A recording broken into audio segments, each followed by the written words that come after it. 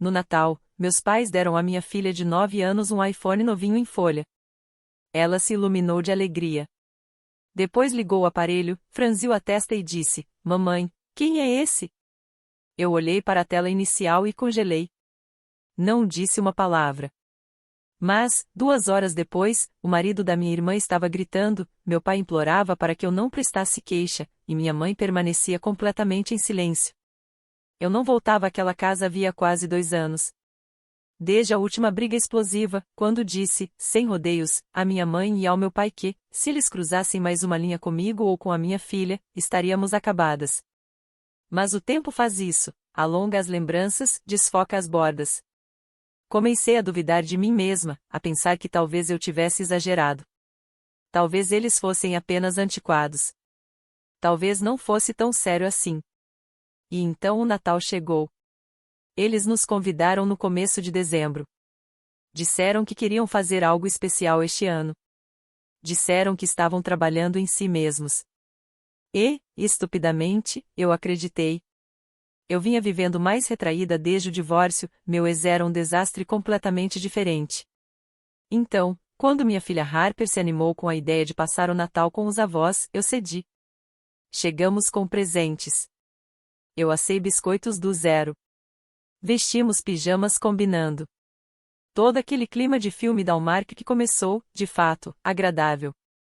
Minha mãe abraçou Harper por mais tempo do que o normal.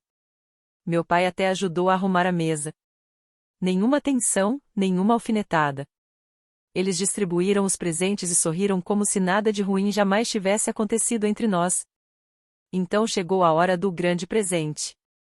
Eles deixaram para o final.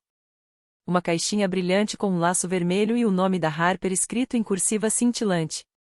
Ela rasgou o papel e deu um gritinho antes mesmo de o embrulho tocar o chão. Um iPhone novinho, o modelo mais recente. Era demais, sinceramente, mas ela estava radiante, abraçando-os, pulando de alegria. Eu não disse nada, apenas pensei que talvez, finalmente, eles estivessem tentando fazer um esforço. Ela ligou o aparelho. O logo da Apple apareceu e, em seguida, a tela inicial. Ela parou de sorrir. Inclinou a cabeça e olhou para mim. Mamãe, quem é esse? Eu me aproximei, confusa, pensando que talvez tivessem tirado uma selfie ou algo assim. Mas então eu vi. Era uma foto do Michael, o pai dela. A Harper nunca tinha visto o rosto dele. Eu nunca mostrei uma foto, nunca contei que ele estava morto. Ele morreu em um acidente de carro 3 semanas antes de ela nascer. Por anos, eu dizia que ele estava trabalhando no exterior, só até ela ser velha o suficiente para entender, só até eu conseguir contar de um jeito que não a destruísse. Senti o sangue sumir do meu rosto. Não disse uma palavra. Minha mãe ficou subitamente muito quieta. Meu pai começou a mexer na ponta da toalha de mesa. E o marido da minha irmã, Dan, começou a rir de forma constrangida, como se tudo aquilo fosse uma pegadinha engraçada. Harper olhou para mim de novo, esperando uma resposta. Eu disse que precisávamos ir embora naquele instante. Sem desculpas. Eu arrumei nossas coisas, me despedi em silêncio e fui embora antes que eles pudessem fazer perguntas. Mas, dentro da minha cabeça, algo se quebrou. Eu sabia exatamente o que eles estavam fazendo. Aquela foto não foi um erro. Foi uma mensagem, uma punição por eu ter mantido a Harper longe deles, por ousar impor limites, por ter deixado a família e começado meu próprio negócio sem eles. Eles usaram a minha filha para mandar esse recado. 2 horas depois, meu telefone não parava de tocar. Dan gritava no viva voz, me acusando de ser dramática. Meu pai implorava para que eu não transformasse aquilo em algo maior do que era, e minha mãe não disse uma palavra. Eu não respondi. Apenas abri meu laptop, entrei nas minhas contas e comecei os primeiros passos para cortá-los completamente da minha vida. Eles estavam prestes a aprender que a filha que tentaram quebrar era justamente quem mantinha tudo de pé. Na manhã seguinte, eu já estava sentada à mesa da cozinha com o laptop aberto, e a Harper ainda dormia no quarto. Eu não chorei. Não andei de um lado para o outro nem liguei para ninguém para desabafar. Eu apenas comecei a clicar. Primeiro, cancelei o acesso ao cartão de crédito da família, aquele que meus pais usavam para despesas inesperadas. Engraçado como a definição deles de inesperado sempre virava cremes de luxo para o rosto, contas de restaurantes e melhorias nos móveis da sala. Eu vinha deixando isso passar havia mais de um ano. Não porque estivesse tudo bem, mas porque pensei que talvez eles amadurecessem algum dia, que alguma parte deles aprendesse a ser avós decentes. Não mais. Fechei a conta completamente. Sem aviso, sem conversa, apenas alguns cliques e ela desapareceu. Depois passei para a poupança compartilhada. Eu mantive aquela conta por motivos sentimentais, acredite se quiser. Ela foi aberta quando me casei, numa época em que eu ainda achava que éramos uma grande família. Após a morte do Michael, nunca a encerrei. Ela ficou ali, ligada a algumas coisas que eles ainda usavam, mas eu já tinha chegado ao limite. Transferi cada centavo para 2 novas contas privadas, uma no meu nome e outra no nome da Harper. Por volta das 10 da manhã, meu pai ligou 3 vezes. Eu ignorei. Depois ele mandou uma mensagem dizendo que estava na farmácia, que o cartão estava estranho, e perguntou se eu podia dar uma olhada quando tivesse um tempo. Não respondi. O silêncio da minha mãe era mais alto do que todas as ligações dele. Nenhuma palavra, nenhuma mensagem, nada. Isso significava que ela sabia. Sabia exatamente o que tinha feito com aquele telefone. Sabia que aquela foto abriria uma porta que eu mantive trancada por quase uma década, e ela queria que fosse aberta. Ela queria que a Harper olhasse para mim confusa, que perguntasse à mamãe, quem é esse, com um celular novinho nas mãos, na frente de todo mundo. Na manhã de Natal, eles queriam um momento para me quebrar, mas não conseguiram. Aquilo esclareceu tudo. Eles nunca respeitaram limites. Nunca. E agora nem mesmo respeitaram a inocência da Harper. Eles viam a Harper como uma forma de me punir, de puxar um fio na trama apertada da vida que eu tinha construído sem eles. Então, eu continuei. Em seguida, liguei para o meu contador e pedi que removesse meus pais das notificações de consultoria do negócio. Eles nunca foram parceiros oficiais, apenas nomes que eu deixei pairando ao fundo para fazê-los se sentir incluídos. 1 ou 2 vezes por ano, recebiam atualizações sobre o desempenho. Eu costumava achar que isso os deixava orgulhosos. Agora, eu via pelo que realmente era, uma alavanca que eles achavam que tinham. Acabou. Chega de relatórios trimestrais. Chega de ligações do meu pai perguntando por que nossos seguidores nas redes sociais tinham caído em determinado mês ou por que eu tinha contratado alguém novo. Pedi ao meu contador que preparasse a papelada para uma separação limpa. Eles nunca estiveram listados no conselho, mas emocionalmente ainda achavam que tinham um lugar à mesa. Não mais. Preparei panquecas para Harper e, com cuidado, contei algumas verdades. Não tudo. Não o acidente, não o funeral, apenas que o pai dela não voltaria. Que ele já tinha partido havia algum tempo. Que eu não tinha contado antes porque queria protegê-la pelo máximo de tempo possível. Ela sentiu e disse pouco. Estava mais quieta do que o normal naquele dia, e eu não forcei. Naquela noite, o Dan apareceu. Ficou do lado de fora como uma estátua, braços cruzados, debatendo se batia a porta ou ia embora. Eu saí e fechei a porta atrás de mim. Ele disse que eu estava exagerando. Disse que meu pai estava arrasado e que minha mãe não tinha falado o dia inteiro, que eu tinha machucado a família inteira por causa de uma foto idiota de papel de parede. Eu fiz apenas uma pergunta: ele sabia? Ele hesitou e então admitiu que tinha visto o telefone alguns dias antes do Natal. Disse que minha mãe tinha mostrado a tela inicial e rido. Ela disse que era poético. Essa palavra de novo, poético, como se eles tivessem escrito uma tragédia para minha filha tropeçar dentro. Dan começou a levantar a voz.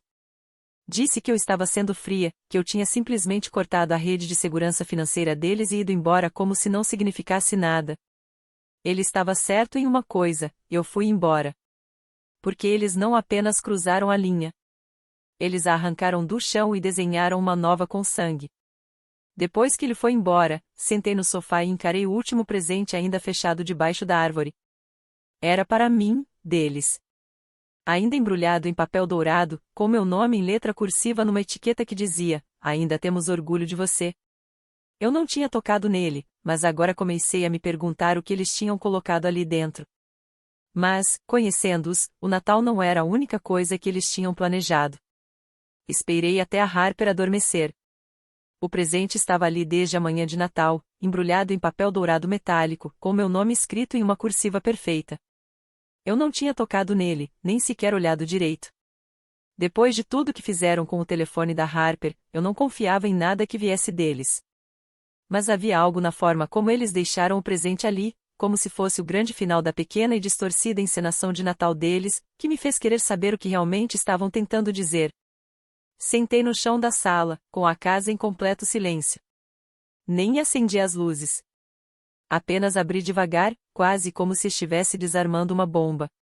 Dentro havia uma moldura. No começo, não reconheci a foto. Parecia impressa profissionalmente, limpa, brilhante. Então caiu a ficha. Era eu, grávida de 7 meses, ao lado do Michael, nós dois sorrindo. Aquela foto tinha sido tirada no meu chá de bebê. Lembro vagamente daquele momento. Foi uma das últimas fotos que tiramos juntos. Eu nunca compartilhei, nunca postei, e com certeza nunca dei uma cópia aos meus pais. Eles devem tê-la encontrado no antigo disco rígido do Michael.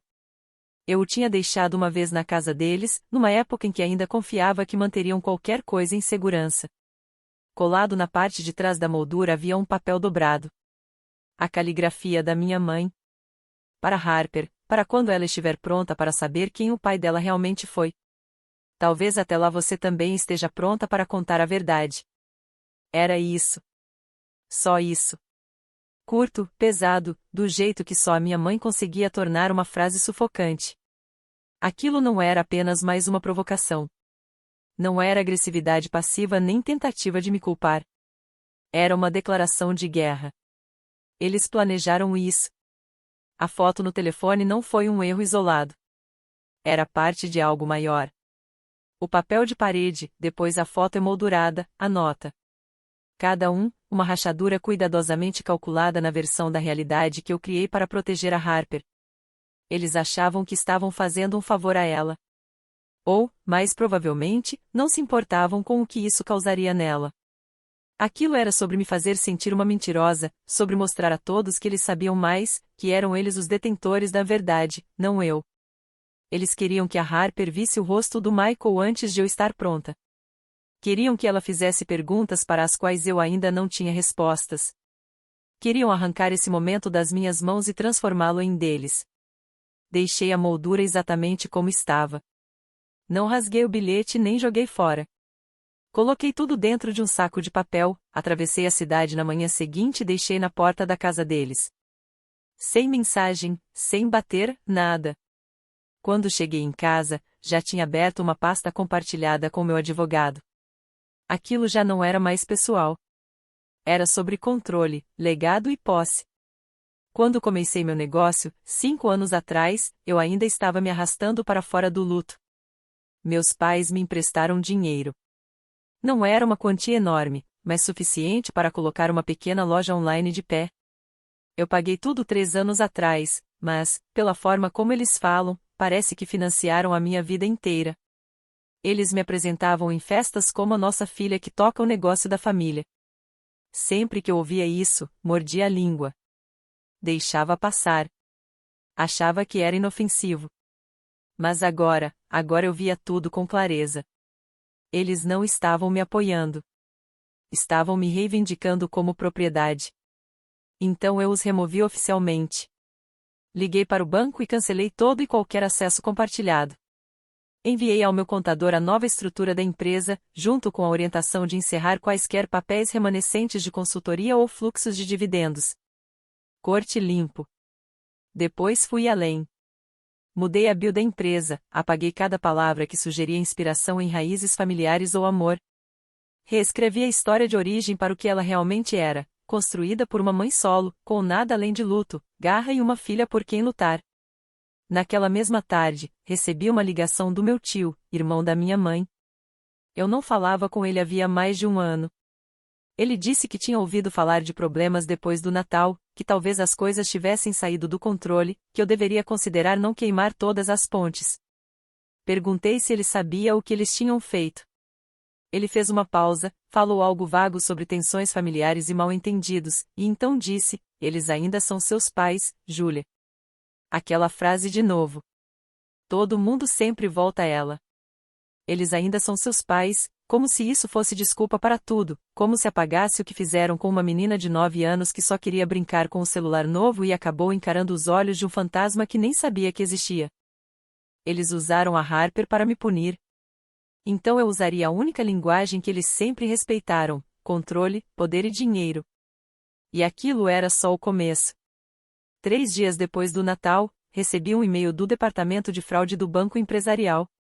Alguém tinha tentado acessar a conta da minha empresa a partir de um dispositivo não reconhecido. Várias tentativas de login falharam, seguidas de uma tentativa de redefinição de senha.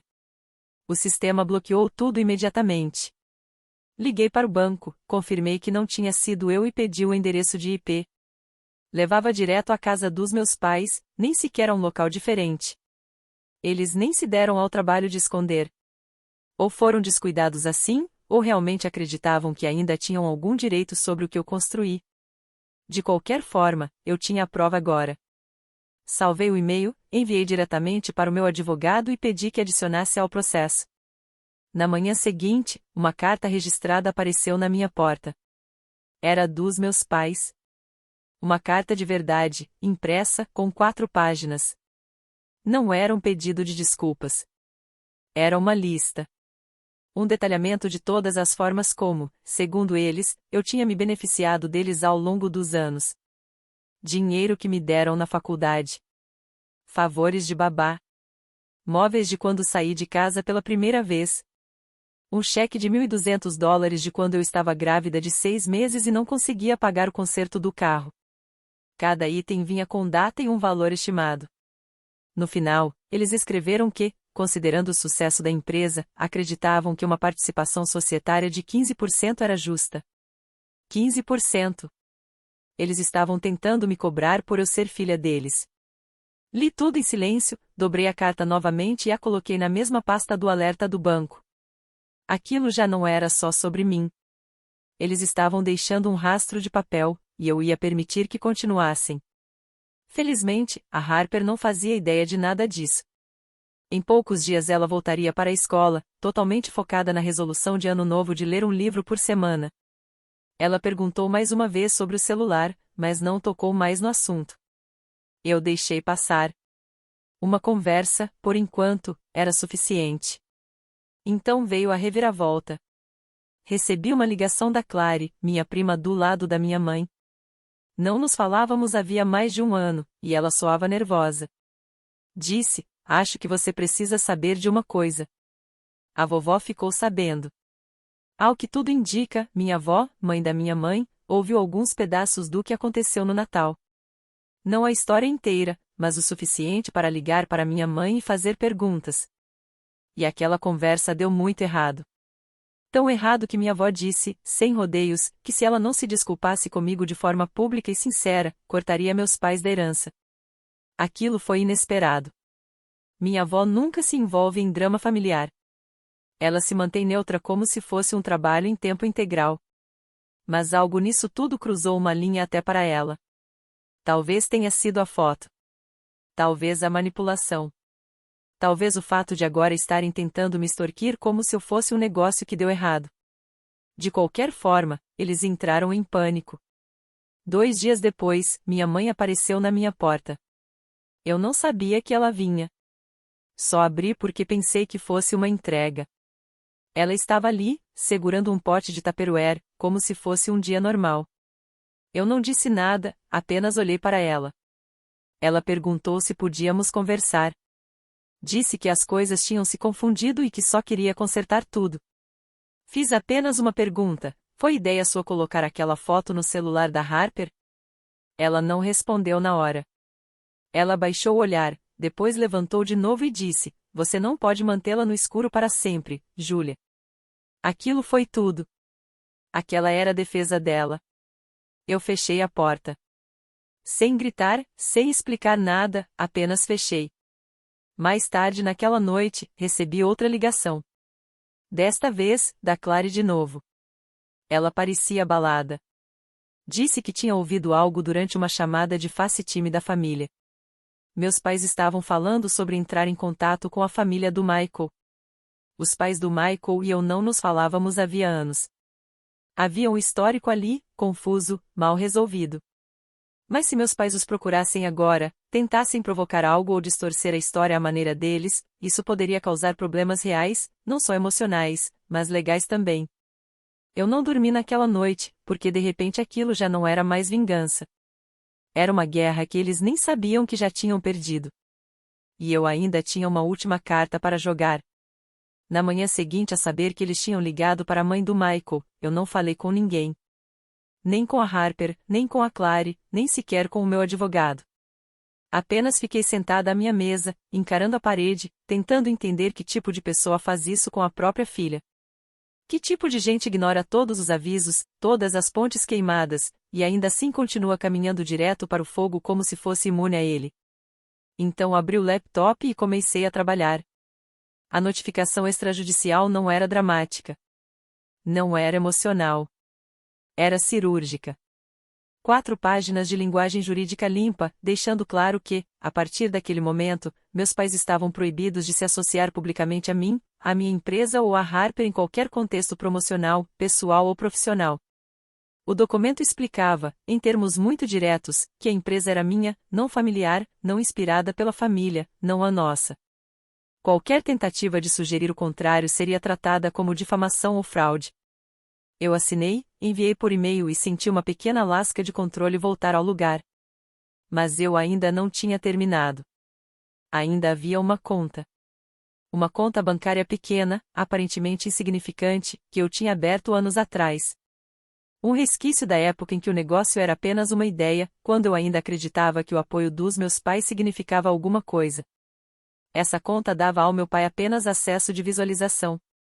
Sem direito à movimentação, sem controle real, apenas visibilidade. Eu a mantive assim por anos, deixando que ele entrasse, visse os números crescerem, talvez imaginando que ainda fazia parte de tudo. Não sei por que deixei aquilo aberto por tanto tempo. Alguma parte ingênua de mim achava que ele ficaria orgulhoso. Fechei a conta naquela mesma tarde e transferi os fundos, pouco menos de $28.000, para a conta de educação da Harper. Em seguida, encaminhei um e-mail automático de confirmação para o meu pai. Sem assunto, sem mensagem, apenas o aviso: esta conta foi encerrada pelo titular principal. 15 minutos depois, meu telefone começou a acender. Meu pai, depois de novo, depois o Dan, depois minha mãe. Nenhum deles deixou mensagem de voz.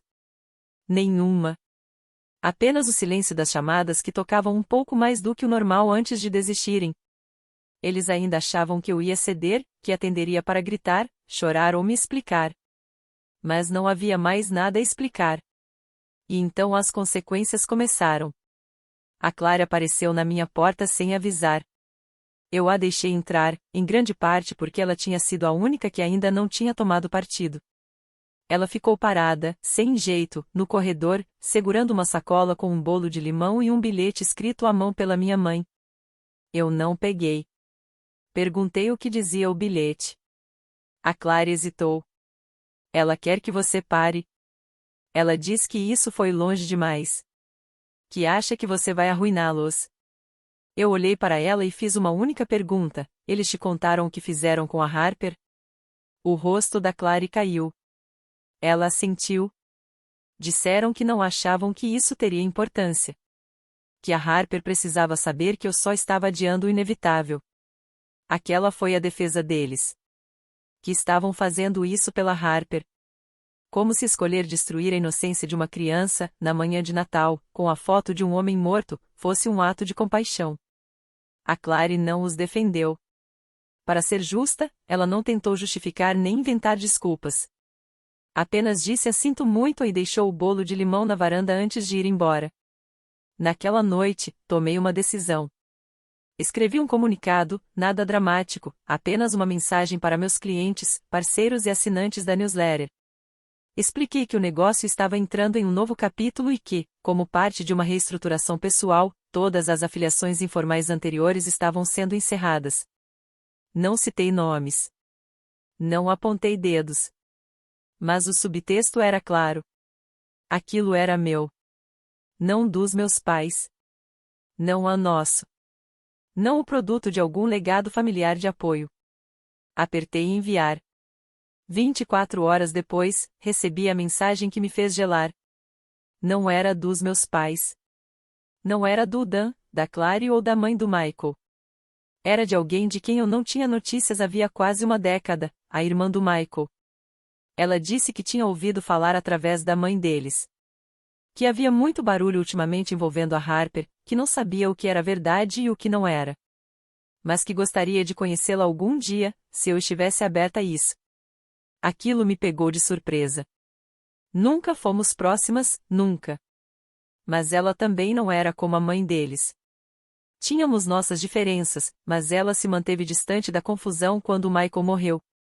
Agora, estava entrando em contato, e não com raiva, não com acusações, mas por curiosidade.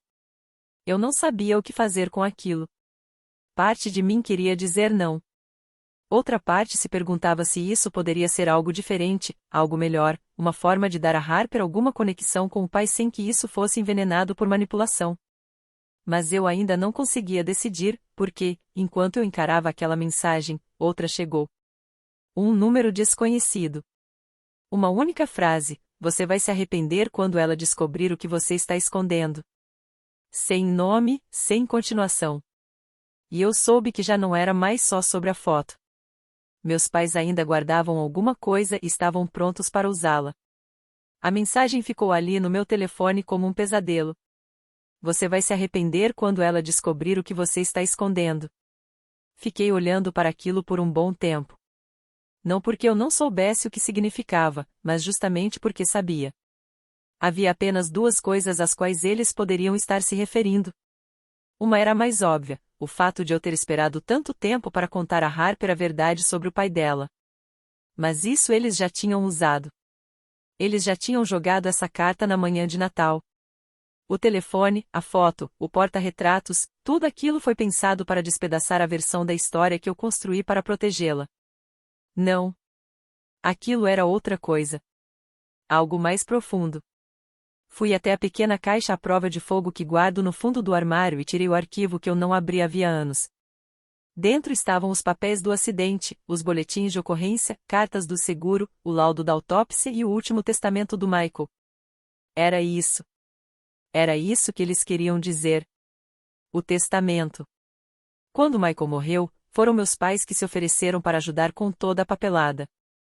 Eu ainda me recuperava de uma gravidez difícil, tentando entender como criar um recém-nascido sozinha, e eles se dispuseram a cuidar da parte legal, registros, cartórios, audiências. Eu mal li qualquer coisa. Confiei neles. Mas havia uma coisa de que eu me lembrava, algo que meu advogado comentou comigo em voz baixa, um ano depois de eu ter começado o negócio. Ele disse que o seguro de vida do Michael tinha sido transferido de forma incomumente rápida. Que a abertura da conta exigirá 2 assinaturas, e uma delas era do meu pai.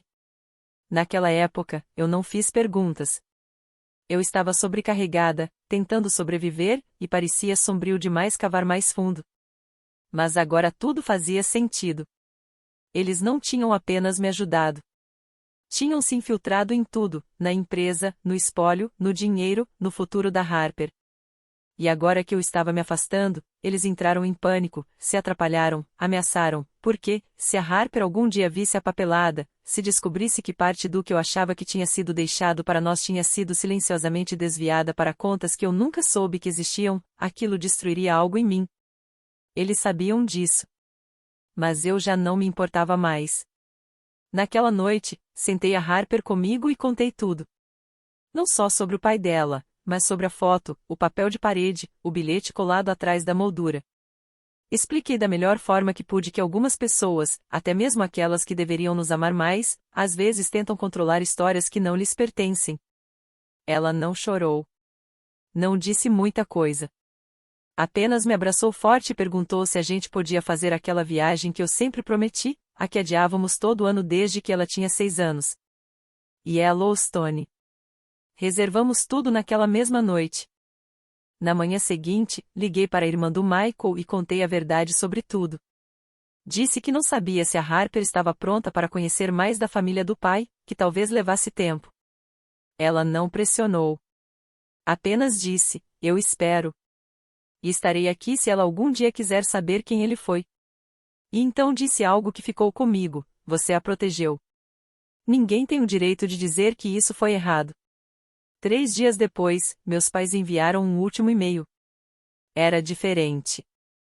Sem culpa, sem ameaças, sem reivindicações de posse ou conversas sobre participação. Apenas 4 linhas: não sabíamos de outra forma de falar com você. Entendemos que você fez sua escolha.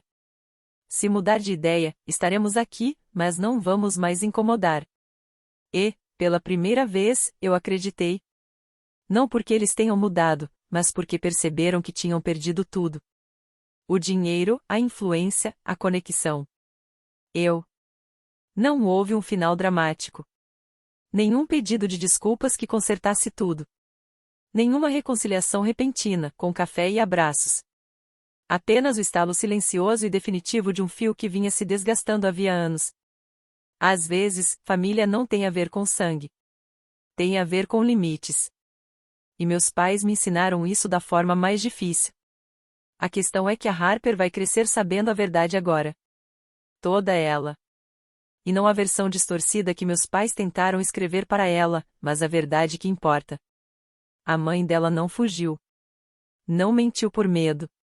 Ela a protegeu. E, quando chegou o momento, permitiu que ela visse a história inteira, por mais difícil que fosse.